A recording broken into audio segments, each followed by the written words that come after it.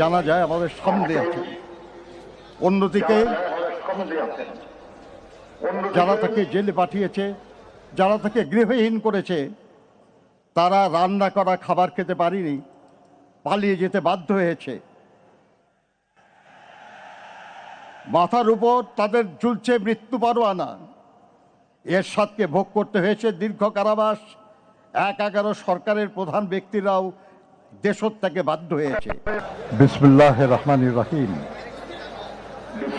গণতন্ত্রের মাতা ও আপসহীন দেশনেত্রী বেগম খালেদা জিয়া গতকাল ৩০ ডিসেম্বর ২০২৫ ভোর ৬টায় ইন্তেকাল করেছেন। ইন্না লিল্লাহি ওয়া ইন্না ইলাইহি রাজিউন। আমরা তাঁর আত্মার মাগফিরাত কামনা করছি এবং পরম করুণাময় আল্লাহ তাআলার দরবারে প্রার্থনা করছি তিনি যেন আমাদের সকলের পরম শ্রদ্ধেয় নেত্রীকে জান্নাতুল ফেরদৌস নসিব করেন। ওনার মৃত্যু সংবাদ মুহূর্তের ভিতর ছড়িয়ে পড়লে দেশ বিদেশে সকল বাংলাদেশি মানুষ শোকে বিহ্বল হয়ে পড়ে এবং মূল ধারা থেকে সোশ্যাল মিডিয়া পরিপূর্ণ হয়ে ওঠে তাদের দোয়া ও প্রার্থনায়। অন্যদিকে পুরো বিশ্বের রাজনৈতিক পরিমণ্ডল থেকে আসতে শুরু করে আন্তরিক শোক বার্তা। দেশনেত্রী বেগম খালেদা জিয়া জন্মগ্রহণ করেন ১৯৪৫ সালে। শৈশব থেকেই তিনি পরিচ্ছন্ন এবং পরিপাটি থাকতে পছন্দ করতেন। ফুলের প্রতি ছিল তার গভীর অনুরাগ। পরবর্তী জীবনেও তিনি অভ্যাস বজায় রেখেছিলেন তার ব্যক্তিগত এবং রাজনৈতিক চর্চায়। তাই তার রাজনীতিও ছিল নিজের মতোই সৌন্দর্যমণ্ডিত। ফুলের প্রতি অনুরাগের কারণে হয়তো সবচেয়ে কঠিন সময়েও তার সকল রাজনৈতিক বক্তব্য থাকত সুশোভিত। ১৯৬০ সালের ৫ আগস্ট তৎকালীন সেনাবাহিনীর চৌকস কর্মকর্তা ক্যাপ্টেন জিয়াউর রহমানের সাথে তিনি বিবাহ বন্ধনে আবদ্ধ হন। তাঁদের ২ পুত্রের মাঝে জ্যেষ্ঠ পুত্র তারেক রহমান বর্তমানে বাংলাদেশ জাতীয়তাবাদী দলের ভারপ্রাপ্ত চেয়ারম্যান। নতুন এবং ফিরে আসা গ্রাহকদের জন্য নগদে চলছে ক্যাশব্যাক সহ প্রতিদিন হাজারো উপহার জেতার সুযোগ। হবে আশা আর ফেরা, সারপ্রাইজ সেরা। এবং কনিষ্ঠ পুত্র আরাফাত রহমান কোকো স্বৈরাচারী আওয়ামী লীগ সরকারের রাজনৈতিক প্রতিহিংসার শিকার হয়ে মালয়েশিয়ায় অবস্থানকালে প্রকৃতপক্ষে বিনা চিকিৎসায় ২০১৫ সালের ২৪শে জানুয়ারি মাত্র ৪৫ বছর বয়সে ইন্তেকাল করেন।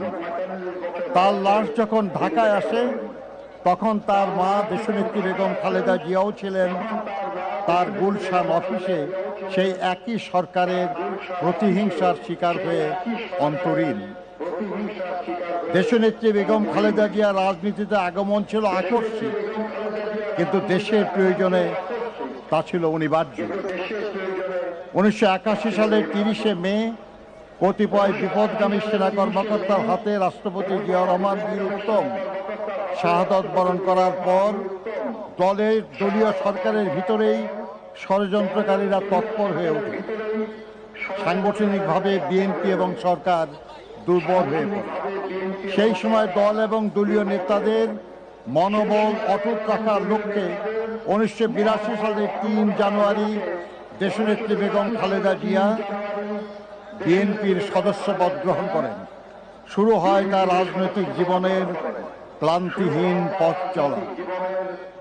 ক্রমশ দলের প্রতিষ্ঠাতা স্ত্রী হয়েও দলের গঠনতন্ত্র সমুন্নত রেখেও তিনি দলের ভাইস চেয়ারপারসন, ভারপ্রাপ্ত চেয়ারপারসন, তারপর দলীয় কাউন্সিলে নির্বাচিত চেয়ারপারসনের দায়িত্ব গ্রহণ করেন। তার ৪৩ বছরের রাজনৈতিক জীবনের ৪১ বছরই তিনি দেশের অন্যতম প্রধান রাজনৈতিক দল বিএনপির শীর্ষ নেতা হিসাবে নেতৃত্ব দিয়েছেন, দলকে সুসংহত করেছেন, শক্তিশালী করেছেন।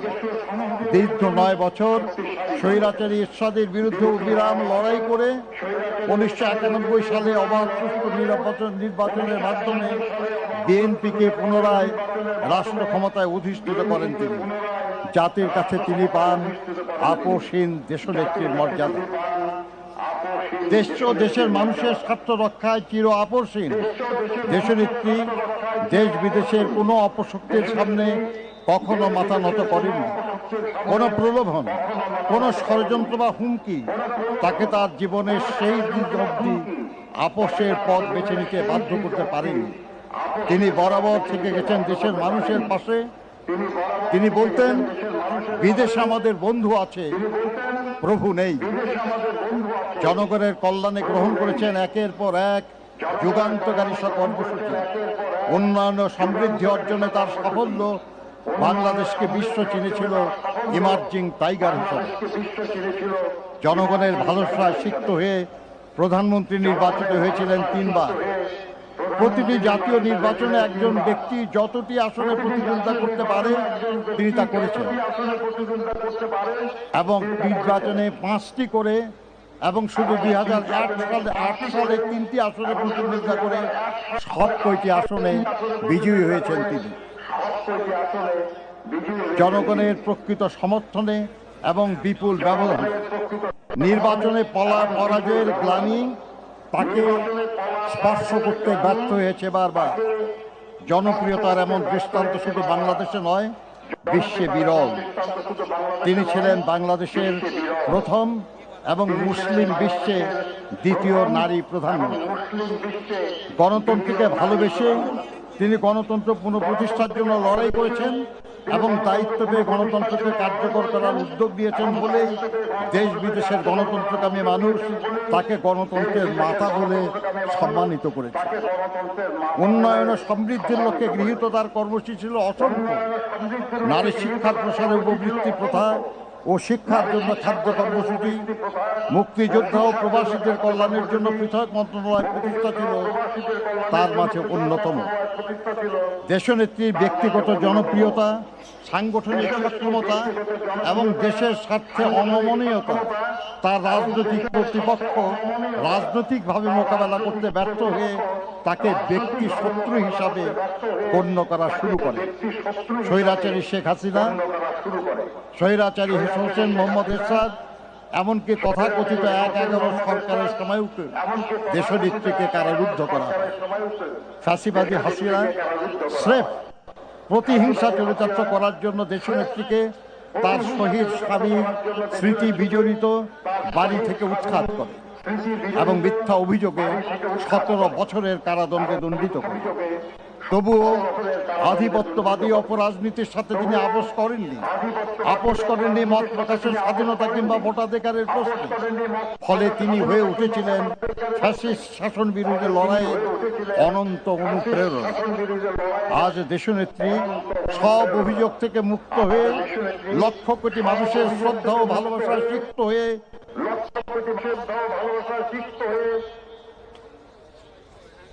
আজকেই জানা যায় আমাদের সামনে আছেন। অন্যদিকে যারা তাকে জেলে পাঠিয়েছে, যারা তাকে গৃহহীন করেছে, তারা রান্না করা খাবার খেতে পারেনি, পালিয়ে যেতে বাধ্য হয়েছে। মাথার উপর তাদের ঝুলছে মৃত্যু পরোয়ানা। এরশাদকে ভোগ করতে হয়েছে দীর্ঘ কারাবাস। 1/11 সরকারের প্রধান ব্যক্তিরাও দেশত্যাগে বাধ্য হয়েছে। মহান মুক্তিযুদ্ধ চলাকালে দেশনেত্রী বেগম খালেদা জিয়া তার 2 শিশুপুত্র সহ 1971 সালের 2রা জুলাই থেকে বিজয় অর্জিত না হওয়া পর্যন্ত পাকিস্তানি বাহিনীর হাতে বন্দী অবস্থায় কাটিয়েছে। স্বামী স্বাধীনতার ঘোষণা দিয়ে মুক্তিযুদ্ধের সেক্টর এবং ফোর্সেস কমান্ডার হিসেবে দায়িত্ব পালন করেছেন, আর তার ফলস্বরূপ দেশনেত্রী বেগম খালেদা জিয়া তার 2 শিশুপুত্র সহ ছিলেন পাকিস্তানিদের হাতে বন্দী। মহান মুক্তিযুদ্ধে এই পরিবারের অবদান এক অনন্য দৃষ্টান্ত। ফ্যাসিবাদী হাসিনার ব্যক্তিগত প্রতিহিংসার শিকার হয়ে মিথ্যা মামলায় 2018 সালের 8 ফেব্রুয়ারি থেকে 2 বছরের বেশি সময় অন্ধকার কারাগারে আবদ্ধ থাকার সময় উপযুক্ত চিকিৎসার অভাবে দেশনেত্রী দারুণভাবে অসুস্থ হয়ে পড়েন। সমগ্র দেশবাসী সাক্ষী। পায়ে হেঁটে তিনি কারাগারে প্রবেশ করেছিলেন, কিন্তু নির্জন কারাগার থেকে তিনি বের হলেন চরম অসুস্থতা নিয়ে। দেশ বিদেশের চিকিৎসকদের মতে পরবর্তীতে গৃহবন্দিত্বের 4 বছর তাকে বিদেশে চিকিৎসার সুযোগ না দেওয়ার কারণেই তার অসুস্থতা বৃদ্ধি পেয়েছে এবং তার ফলশ্রুতিতে অবশেষে তাকে মৃত্যুর কাছে হার মানতে হলো এই অপরাজয় নেত্রীর। তাই এই মৃত্যুর দায় থেকে ফ্যাসিবাদী হাসিনা কখনো মুক্তি পাবে না। দলমত নির্বিশেষে সমগ্র দেশবাসীর শ্রদ্ধা, ভালোবাসা ও দোয়া নিয়ে তিনি বিদায় নিচ্ছেন। পেছনে রেখে গেলেন এক মহিষী নারী, এক সংগ্রামী রাজনীতিবিদ, এক দেশপ্রেমিক রাষ্ট্রনায়কের অনন্য কর্মজীবনের উদাহরণ, যা এক অনুসরণীয় দৃষ্টান্ত হয়ে থাকবে ভবিষ্যৎ প্রজন্মের রাজনৈতিক নেতাকর্মীদের জন্য। দেশনেত্রী বেগম খালেদা জিয়া বলতেন, দেশের বাইরে আমার কোনো ঠিকানা নেই, বাংলাদেশ হলো আমার ঠিকানা। এই দেশ, এই দেশের মাটি ও মানুষ আমার সব কিছু। চিরজেনা এই দেশের মাটিতেই তিনি শেষ নিঃশ্বাস ত্যাগ করেছেন। আজ এই দেশের মাটিতেই তার শহীদ স্বামীর পাশে তিনি শায়িত হবেন চিরদিনের জন্য, ইনশাল্লাহ। আমরা জনাব তারেক রহমানের নেতৃত্বে এগিয়ে যাব দেশনেত্রীর মতোই গণতন্ত্র, শান্তি, উন্নয়ন ও সমৃদ্ধির পথে জনগণের কল্যাণে লক্ষ্য স্থির রেখে। মহান আল্লাহ আমাদের সহায় হন। আসসালামু আলাইকুম।